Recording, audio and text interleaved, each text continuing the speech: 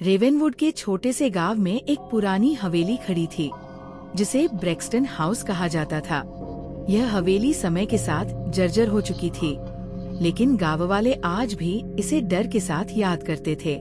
कहा जाता था कि हवेली में एक भूतिया महिला एल्सपैथ ब्रेक्सटन रहती थी, जो रहस्यमय शक्तियों की मालकिन थी। लोग कहते थे कि एल्सपैथ ने एक ऐसा जादू किया था जो अब तक उस हवेली को शापित किए हुए था। किसी को भी उस हवेली के अंदर जाने की हिम्मत नहीं होती थी, क्योंकि कहते थे कि जो भी वहां जाता वह कभी वापस नहीं आता।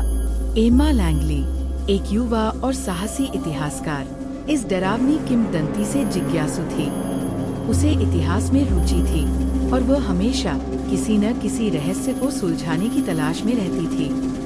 जब उसे पता चला कि रेवेनवुड में एक पुरानी हवेली है, तो उसकी उत्सुकता और बढ़ गई। एम्मा ने तय किया कि वह इस रहस्य को सुलझाएगी और यह जानने के लिए वो हवेली में प्रवेश करेगी, जो इतने सालों से बंद पड़ी थी।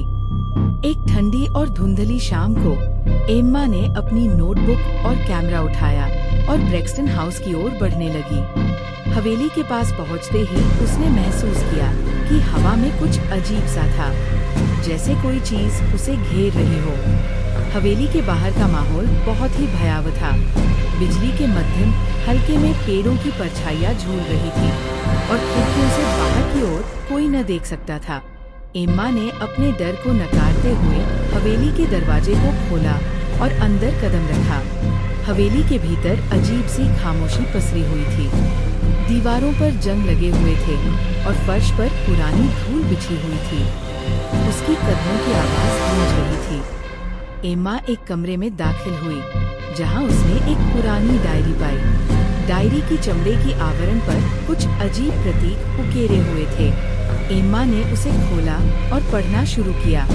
जैसे ही उसने पहला पन्ना पलटा, एक चेतावनी मिली, जो सत्य की खोज करेगा वह स्वयं को बुरे परिणामों का भागी बनाएगा।